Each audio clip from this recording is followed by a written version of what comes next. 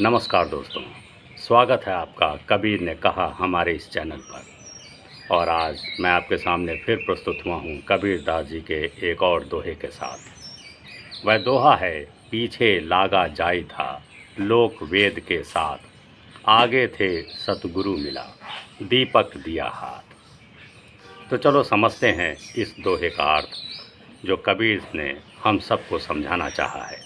आखिर कबीर दास जी ये क्या कहना चाहते हैं इस दोहे के माध्यम से, समझते हैं।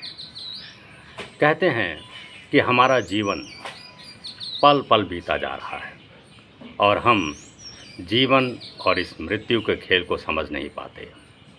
हम अपना जीवन जीते चले जाते हैं और ये देख नहीं पाते कि हमारा जीवन पल पल घट रहा है, कम होता जा रहा है और मृत्यु नज़दीक आते जा रही है। ये हमें बोध नहीं हो पाता। हमें तो लगता है कि हमारा जीवन और बढ़ता चला जा रहा है और आगे विकसित होता चला जा रहा है, लेकिन ऐसा होता नहीं।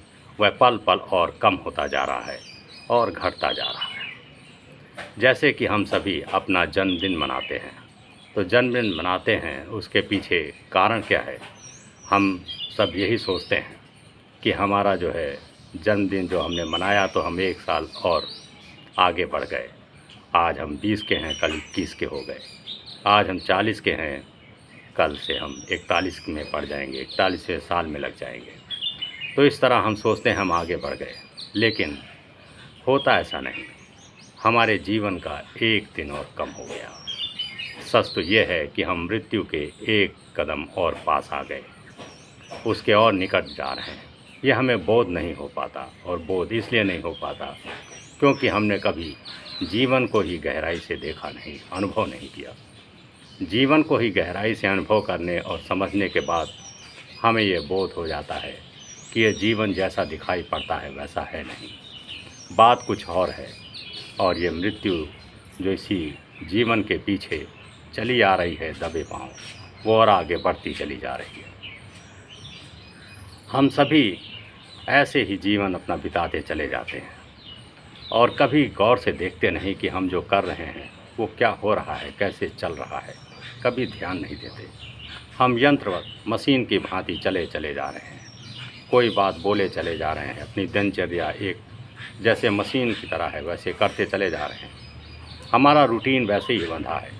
हम सुबह उठते हैं, नहाते धोते हैं और अपने काम में लग जाते हैं यंत्रवत, जैसे कोई मशीन चल रही है।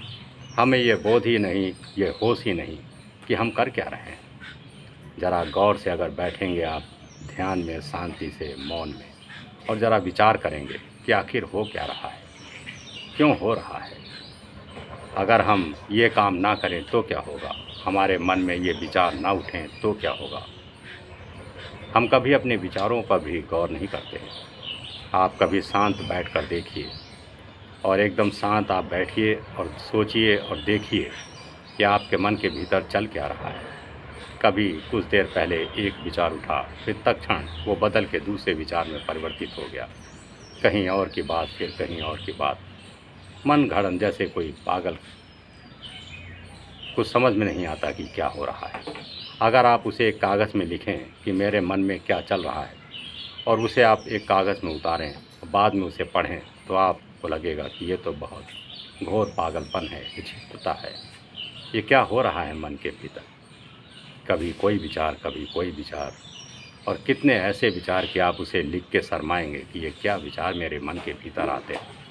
कोई अगर पढ़ ले तो क्या कहेगा।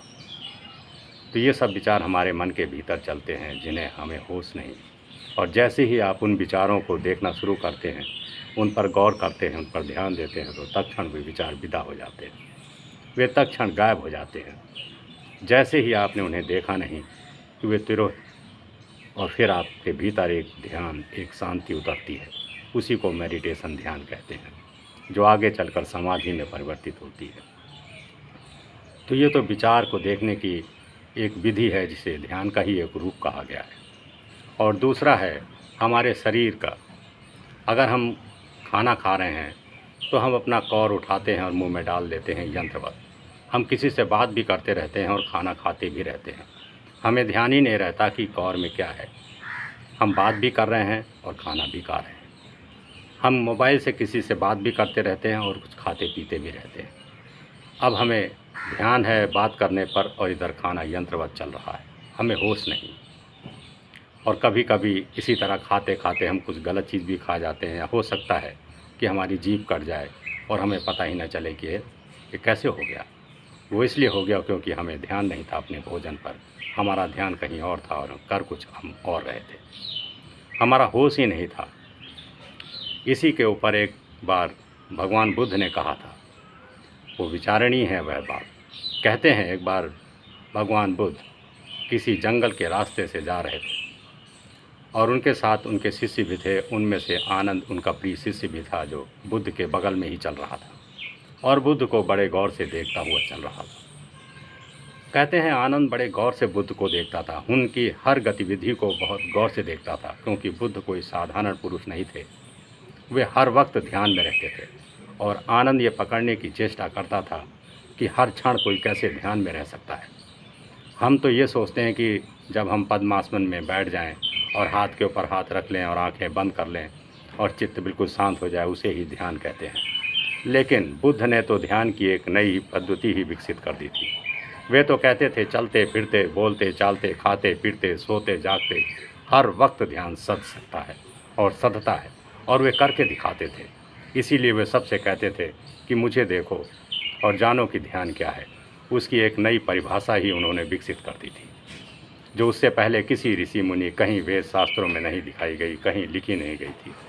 तो कहते हैं आनंद उनके बगल में ही चलता, उनकी हर गतिविधि पर बड़ी सूक्ष्म नज़र रखता था कि आखिर ये हर वक्त ध्यान में कैसे रहते हैं। तो वो देख रहा था, तभी अचानक एक मक्खी उड़कर उनके गाल पे बैठ गई और कहते हैं बुद्ध ने उस मक्खी को उड़ा दिया, जैसे कि आमतौर पर हम सभी करते हैं, उड़ा दिया। साधारण बात थी, कोई बड़ी बात नहीं थी, स्वभावतः हम सभी इसी तरह उड़ाते हैं। ये बात आनंद ने देखी और उसके बाद वो मक्खी उड़ गई। लेकिन कुछ देर बाद फिर बुद्ध ने अपना हाथ उसी जगह वो लाया जहाँ मक्खी बैठी थी और फिर ऐसे ही उड़ाया जैसे मक्खी बैठी हो, फिर उड़ा दिया। अब तो आनंद को आश्चर्य का ठिकाना नहीं। आनंद बड़ा आश्चर्य में कि अब तो मक्खी बैठी भी नहीं, और बुद्ध ने पुनः वहाँ हाथ लाए जहाँ पहले मक्खी बैठी थी और फिर उसी तरह हाथ को यूँ किया। कुछ समझ में नहीं आया। ये तो वही लक्षण है जैसे कोई पागल करता है, ये तो पागलपन का लक्षण है, और बुद्ध जैसे इस तरह व्यवहार करें ये समझ में नहीं आया। तो कुछ देर बाद आनंद ने कहा कि क्षमा करें, मेरी समझ में नहीं आया कि अब तो मक्खी बैठी भी नहीं थी और आपने फिर वहीं हाथ ला के यूँ उड़ाया जैसे मक्खी बैठी हो। मेरे कुछ समझ में नहीं आया, मुझे बड़ा आश्चर्य हो रहा है मुझे। तो आप मुझे समझाएं कि आखिर बात क्या हुई, आपने फिर दोबारा हाथ वहाँ क्यों लाए। तो कहते हैं बुद्ध ने कहा कि आनंद, पहले मक्खी बैठी थी, लेकिन मुझे होश था कि मक्खी बैठ गई है, लगा कि मक्खी बैठी है, लेकिन जो मेरा हाथ उठा था वह होश में नहीं था, मेरा यंत्रवत उठ गया था, जैसे हम सभी का उठ जाता है। यंत्रवत उठा और उसने मक्खी उड़ा दिया। तो मेरे को होश आया, मैंने ये ध्यान दिया कि नहीं, हाथ मेरा यंत्रवत उठा है, मेरे होश में नहीं उठा। तो फिर मैंने दोबारा उस गलती को सुधारा और अब की बार मैंने पूर्ण होश रखते हुए अपने हाथ को वहाँ लाया जहाँ मक्खी बैठी थी और उसे उड़ाया। मैंने अपनी गलती सुधारी है। अब तो आनंद का आश्चर्य का ठिकाना ना रहा। उन्होंने कहा इतनी छोटी सी बात और आपने उसे पुनः इतना दोबारा उसको सही करने की कोशिश की। तो बोले हाँ। बुद्ध ने कहा इसलिए कि अगर मैं इन छोटी छोटी गलतियों को पकड़ के सुधारूंगा नहीं तो वे फिर गलतियां कभी पकड़ में नहीं आएंगी और मेरी आदत पड़ जाएगी बेहोशी में जीने की। फिर मेरा यंत्रवत हाथ इसी तरह उठेगा और वो होश में नहीं होगा, और मैं जीवन का कोई भी कार्य बिना होश में नहीं करना चाहता, कोई भी कार्य मैं बेहोशी में नहीं करना चाहता। तो ये बात जब आनंद को पता चली तो उसने सीखा कि ध्यान कैसे किया जाता है, चलते फिरते उठते जागते। तब उसने सीखा कि ध्यान तो हर चीज़ में हर पल पल घटित होता है। आप बोल रहे हैं, सो रहे हैं, बैठे हैं, जाग रहे हैं, खा रहे हैं, पी रहे हैं, चल रहे हैं, फिर रहे हैं, किसी से बात कर रहे हैं, तो ये ध्यान की ही एक पद्धति है। ध्यान सधता है, साधने वाला साधता है, और जो मूर्छित है, बेहोशी है, वो वैसे ही करता चला जाता है। तब आनंद समझा कि जीवन का होशपूर्ण जीवन कैसे जिया जाता है, कैसे ध्यान में होता है। जो व्यक्ति पूर्ण होश में रहेगा और हर चीज़ को बड़े होश में रहेगा, उससे कोई गलत काम नहीं होगा, कभी भी कोई गलत काम नहीं होगा, और ना ही उसके मन के अंदर कोई तनाव चिंता हो गई। वो सिद्ध पुरुष हो जाता है। फिर उसे हर चीज़ का बोध हो जाता है, हर चीज़ पता चल जाती है उसे। आपका चेहरा देख के आपके मन के भाव पढ़ लेगा वो, क्योंकि वो इतना होश में है कि वो सब जान लेता है। भूत भविष्य वर्तमान सब उसके सामने स्पष्ट रूप से दिखाई पड़ता है, क्योंकि इतना होश सध गया है। होश सधना मतलब एक एकाग्रता की चरम बिंदु होती है। और एकाग्रता को समझने के लिए आप इस तरह समझें कि जैसे सूरज की किरणें ऊपर से उतरती हैं और से बिखर जाती हैं चारों तरफ। हमें लगता है कि धूप है और कोई फ़र्क नहीं पड़ता, हम कहते हैं चलो ठीक है। तो ऊपर से उतरी हुई सूरज की किरणें धूप के रूप में हमारे ऊपर पड़ रही हैं, लेकिन उन्हीं किरणों को बटोर के सोलर एनर्जी से बिजली बना दी जाती है। और उन्हीं को जब आप एक लेंस में रखते हैं और उस किरणों को तो एक कागज़ को जला के भस्म कर देती है, आग बना देती है। किरण तो वही है जो हमारे शरीर के ऊपर पड़ रही है और बड़ी हमको अच्छी लगती है कि धूप है, गुनगुनी धूप है या तेज़ धूप है। हम कहते हैं ठीक है, हम कपड़े सुखा लेते हैं और सब काम कर लेते हैं, बैठ जाते हैं धूप में। लेकिन उसी धूप से आपके बिजली पंखा सब कुछ चल सकता है। वो एक सूक्ष्म रूप है बिजली का, जिसे हम एकाग्र कर लेते हैं, एकत्रित कर लेते हैं। और वही धूप से हम एक कागज़ को भी जला देते हैं, इतनी एकाग्रता कर लेते हैं। तो ध्यान भी एक एकाग्रता का तीक्ष्ण बिंदु है। जब आपका होश इतना एकाग्र हो जाए, इतना तीक्ष्ण हो जाए, तो वो फिर किसी चीज़ पर स्पष्ट भेद देता है। उसके आगे फिर कुछ नहीं चलता। वो सारे ज्ञान उसके आगे सामने ऐसे ही प्रतीत होते हैं जैसे कि सब सामने लिखे हों। फिर सब सत्य प्रतीत होता है, फिर कुछ भी छुपा नहीं रहता, सारी बातें स्पष्ट दिखाई देती हैं। और फिर उन्हीं लोगों को हम कहते हैं ये सिद्ध पुरुष हैं, ज्ञानी हैं, महात्मा हैं।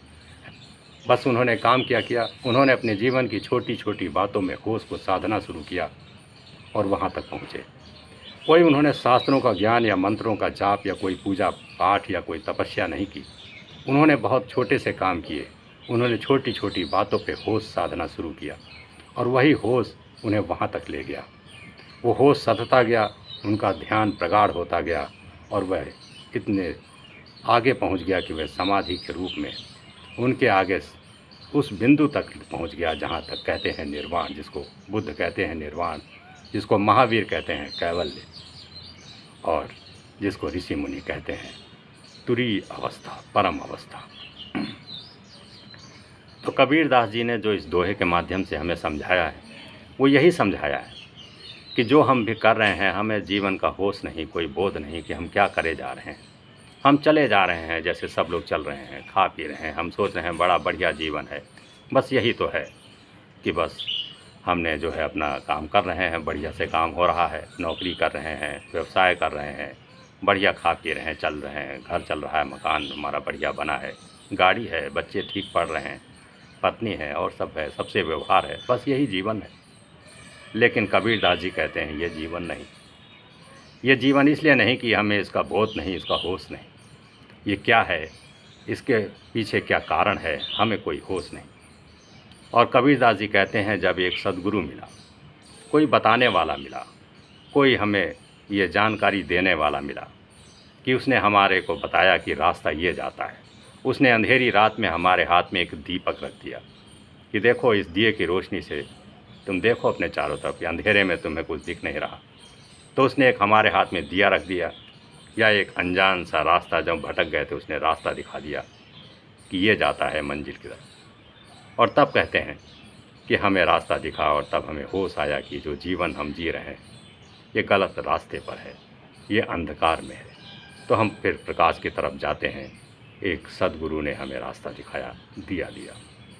बिना कोई बताने वाला, कोई समझाने वाला अगर ना हो तो हम में से 99% लोग नहीं समझ सकते, नहीं बता सकते। कोई 1% जो विलक्षण बुद्धि के होते हैं, उन पर कुछ ईश्वरीय कृपा होती है कि वे सब अपने आप समझ जाते हैं या अपने बल पर समझ जाते हैं, वो बात और है। जैसे बुद्ध के साथ भी ये घटित हुआ। उन्होंने बहुत गुरुओं के साथ ये प्रयोग किया, समझने की कोशिश की कि सत्य क्या है, लेकिन उन्हें कोई परिणाम नहीं मिला। उन्होंने सारे उपवास किए, सब कुछ किया, जो सब किसी भी गुरु के जिसके शरण में वे गए थे, उस गुरु ने जो जो कहा बुद्ध ने वह सब किया, लेकिन उन्हें वो नहीं मिला जिसकी खोज में वे महल से बाहर आए थे। फिर अचानक वे एक पीपल के पेड़ के नीचे यह प्रतिज्ञा कर कर बैठ गए कि जब तक मुझे सत्य का बोध नहीं हो जाता मैं इस पेड़ के नीचे से उठूंगा नहीं। और कहते हैं तब अकस्मात उनके जीवन में वह सत्य प्रतीत हो गया और उसे ही वे निर्वाण कहते हैं।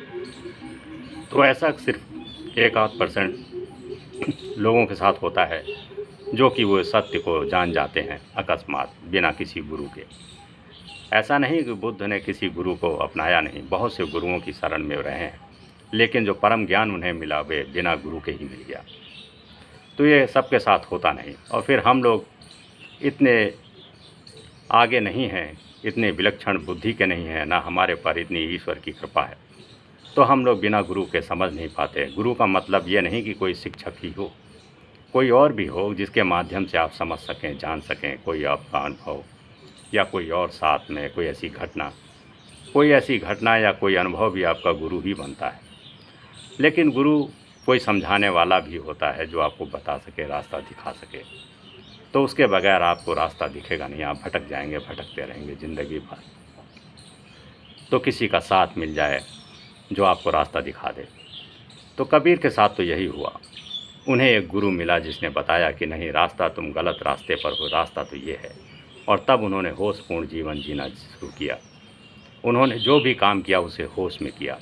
थे तो वे जुलाहे, लेकिन वो जो सूत काटते थे वे होशपूर्ण काटते थे।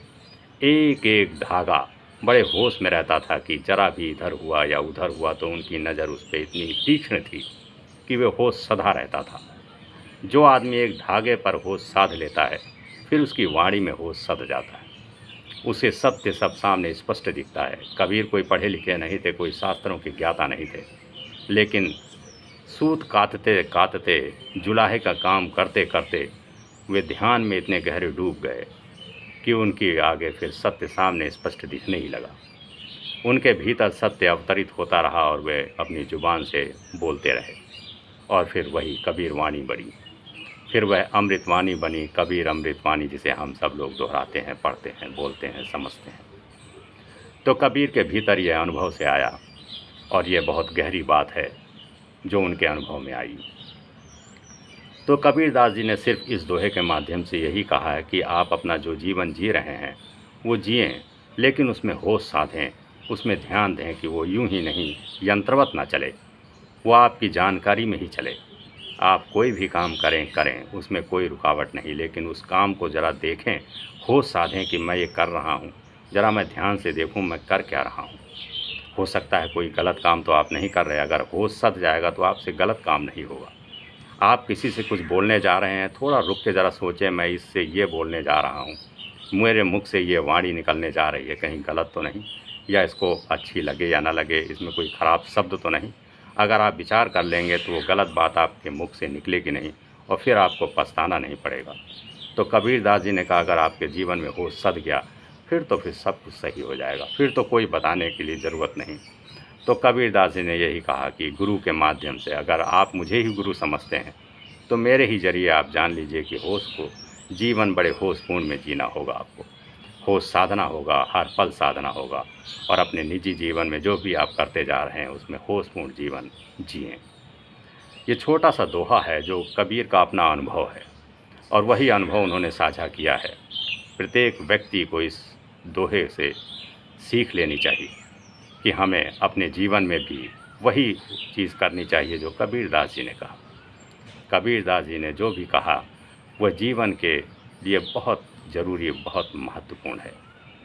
तो इसीलिए कहते हैं कि आप सिर्फ यूं ही नहीं भागे चले जाइए, आप भेड़ चाल ना चलिए, ज़रा रुकिए, ठहरिए और देखिए कि आपका जीवन है क्या और किस दिशा में जा रहा है। कहीं गलत दिशा तो नहीं, कोई ऐसा काम तो नहीं कर रहे जो आप गलत कर रहे हैं। आप नशा करते हैं, आप पुड़िया खाते हैं, तंबाकू खाते हैं, शराब, बीड़ी, सिगरेट पीते हैं, ज़रा एक बार होश करके देखिए कि जो आप खाने जा रहे हैं, जो बीड़ी पीने जा रहे हैं, जो सिगरेट पी रहे हैं वो है क्या। जब आप ध्यान से एक बार सोचेंगे और बोधपूर्वक आप उसको पिएंगे तो आप जान जाएंगे कि ये है तो नहीं, कुछ बेकार है, और फिर वो आपसे छूट जाएगी। लेकिन अभी आप बेहोशी में उसे पिए जा रहे हैं, खाए जा रहे हैं, नशा कर रहे हैं, इसलिए वो छूट नहीं पाता और वह आपके जीवन में यंत्रवत चलता है। आपको होश नहीं, आप पुड़िया फाँकते हैं और खाते हैं और चल देते हैं। अब वो बिल्कुल मशीनी हो गया है। लेकिन जब आप होश साधेंगे, देखेंगे कि ये मैं कर क्या रहा हूँ, तो वो सब छूट जाएगा। आप किसी को गाली बकते हैं, किसी को आप शब्द कहते हैं, ज़रा 2 मिनट रुक के, ठहर के, अपने भीतर सोच के देखिए एक होश रखिए कि मैं जो बोलने जा रहा हूँ वो है क्या। आपके मुख से गाली नहीं निकलेगी, आपके मुख से अपशब्द नहीं निकलेगा। तो ज़रा होशपूर्ण जीना सीखिए। बस इस छोटे से दोहे में कबीरदास जी ने यही बात बताने की कोशिश की है, जिसे अगर हम सब लोग मान लें, समझ लें, जान लें और अपने जीवन में उतार लें, तो कबीर का ये दोहा हमारे जीवन को बिल्कुल परिवर्तित कर देगा, बिल्कुल अलग ढंग का कर देगा। हम एक नए इंसान हो जाएंगे और हमारा जीवन ही बदल जाएगा। तो दोस्तों, मैं इस वीडियो को और आगे लंबा नहीं करना चाहता और बस यहीं पे ख़त्म करता हूँ। अगले दोहे के साथ मैं फिर मिलूँगा आपके साथ। तब तक के लिए आपको बहुत बहुत धन्यवाद। और हाँ, अगर आपने मेरे चैनल को सब्सक्राइब नहीं किया तो इसे सब्सक्राइब कर लें, लाइक शेयर करें, जिससे कि मुझे इससे प्रेरणा मिलती है और अच्छा वीडियो लाने के लिए। आपने अपना कीमती समय दिया, इसके लिए आपको बहुत बहुत धन्यवाद। नमस्कार।